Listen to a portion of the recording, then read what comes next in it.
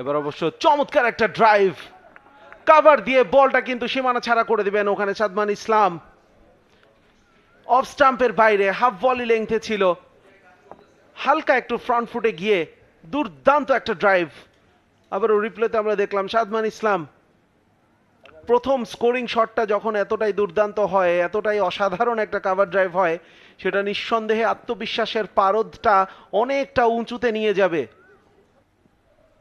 ওভারে পরে ডেলিভারি স্ট্যাম্পের উপরে কবজির মোচরে ঘুরিয়েছেন, ইনার সার্কেলের ফিল্ডার বিট হয়েছেন তিনি। তন্ময় বলের পিছু পিছু দৌড়াচ্ছেন একেবারে সীমানার শেষ প্রান্তে।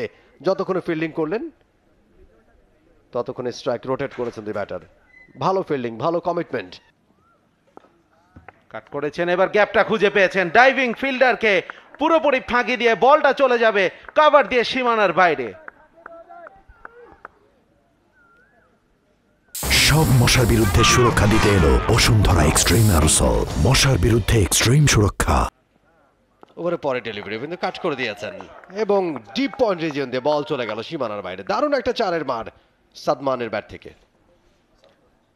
সাদমান ইসলাম একদম আগের ম্যাচে এই মাঠেই 115 রানের একটা ইনিংস খেলেছিলেন, মনে হচ্ছে যে ফর্মটা সেখান থেকেই কন্টিনিউ করছেন। আরও একবার রুম দিয়েছেন এবং যেমনটা বলছিলাম যে এই উইকেটে আসলে বোলারদের জন্য জায়গাটা, ভুল করার জায়গাটা খুবই কম। এই বলটাকে আপনি খুব বাজে বল কিন্তু বলতে পারবেন না, কিন্তু সাদমান ইসলাম তিনি জানেন যে উইকেটে তিনি বাউন্সটার উপরে বিশ্বাস রাখতে পারেন। নিয়ে আসা হয়েছে পরের বল, এবারে কিন্তু কবজির মোচরে ঘুরিয়েছেন এবং গ্যাপটা পেয়েছেন বেশ ভালোভাবে। বল চলে যাচ্ছে সীমানার দিকে, সীমানার বাইরে 4 রান। পায়ের উপরে বল দিলে আসলে সেটা ব্যাটারের জন্য খুবই সহজ একটা পিকিং হয়ে যায়। বিশেষ করে সাবকন্টিনেন্টে যেসব ব্যাটাররা খেলেন তাদের আসলে কবজিটা খুব স্ট্রং হয়ে থাকে, তেমনটাই আমরা দেখলাম। সাদমান স্টেপ আউট করে চমৎকার লফটেড শট খেলে দিয়েছেন, দেখার মতো এক্সট্রা কাভারের ওপর দিয়ে বিশাল ছক্কা। না, এক বাউন্সে সীমানার বাইরে। বলটা কিন্তু অনেক হাইট পেয়েছিল, মনে হচ্ছিল যে ছক্কাই হয়ে যাবে। সাদমান ইসলাম দুর্দান্ত ফর্মে রয়েছেন, বারবার বলছি আগের ম্যাচেই কিন্তু একটা 100 করেছেন তিনি। রিপ্লেতে যদি আর একবার দেখি, পায়ের চমৎকার ব্যবহার, এক্সট্রা কাভারের ওপর দিয়ে অসাধারণ ইনসাইড আউট করে খেলে দিয়েছেন। রহিম এবারে কিন্তু পুল করে দিয়েছেন,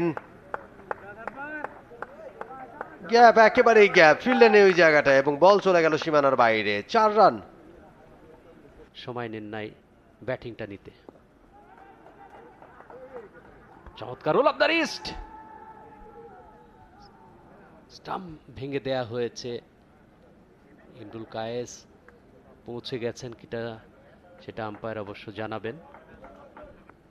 এবং ব্যাটার চেষ্টা করেছেন ব্যাটটাকে গ্রাউন্ডে রাখতে, যতখানি দেখে মনে হচ্ছে। এবং এরই সাথে সাদমান ইসলাম তার 50টা পূর্ণ করেছেন 61 বল থেকে 50 রানের দারুণ একটা ইনিংস।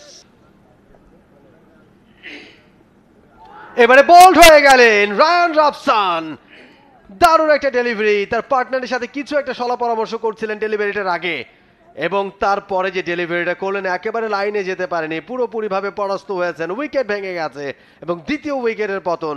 সাদমান ইসলাম তিনি আউট হয়ে যাচ্ছেন দলীয় 118 রানে। দারুণ একটা ডেলিভারি রায়ান রবসনের কাছ থেকে, captain leading from the front. আরো একবার আমরা দেখছি টার্নে পরাস্ত হয়েছেন, বেশ খানিকটা ভেতরে ঢুকলো বলটা এবং যেভাবে ব্যাকফুটে গিয়ে ব্যাটটা চালালেন, ব্যাটে বলে একেবারেই কানেকশন ঘটাতে পারেন নাই, ফুটওয়ার্কটা ভালো ছিল না, বলের লাইনে গিয়ে খেলতে পারেননি, বল গিয়ে সরাসরি আঘাত আনলো স্ট্যাম্প এবং 66 বলে 53 রান করে বোল্ড আউট হয়ে ফিরে যাচ্ছেন সাদমান ইসলাম। For more updates, subscribe to our YouTube channel and click on the bell icon. Follow us on Facebook and Instagram. Download T-Sports app to enjoy exciting games and highlights. Visit tsports.com.